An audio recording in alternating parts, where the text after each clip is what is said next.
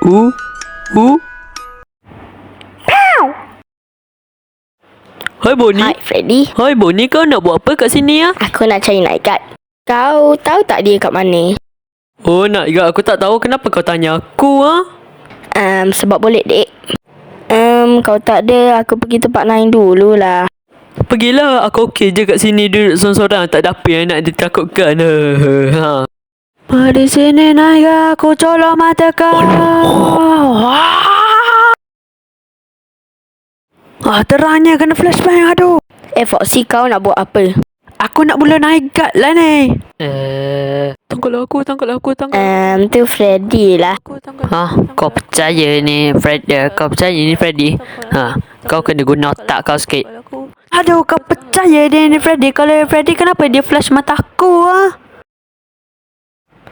Sebab boleh dek. Kau biar betul. Kalau lagi kau flash mata aku colok mata kau. Foxy, relax. Relax apanya? Semua orang tahu dia bukan Freddy. Dia night guard lah. Apalah, betul tak baby? Aku tak kisah dia night guard ataupun Freddy. Asalkan dia bagi aku duit raya.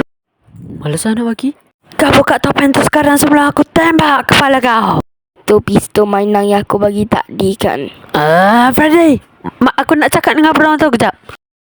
Freddy. Hai Musang. Hai perempuan, sekarang kita ada 2 Freddy. Tu Freddy guard. Kau ni biar betul, jangan sampai aku masukkan kau dalam seluar aku. Weh, relax je lah. Betul Foxy, relax. Kau rasa tu Freddy ke? Aku rasa ni Freddy lah. Kau biar betul, kau lah Freddy. Malas aku layan. Kau nak pergi mana tu? Bagi tahu mak bapak aku. Ayo Freddy dah merajuk. Apa-apa je lah. Weh, sekarang ni pukul berapa? Kau ada jam? Weh, Mangga, sekarang ni pukul berapa? 5.59. 5.59? Kurang. Inilah night guardnya. Night guard? Naked. Mana duit raya? Nah, duit raya. Dah habis ke? Kalau tak aku, kau nak pita aku. Alah, jangan. Jangan.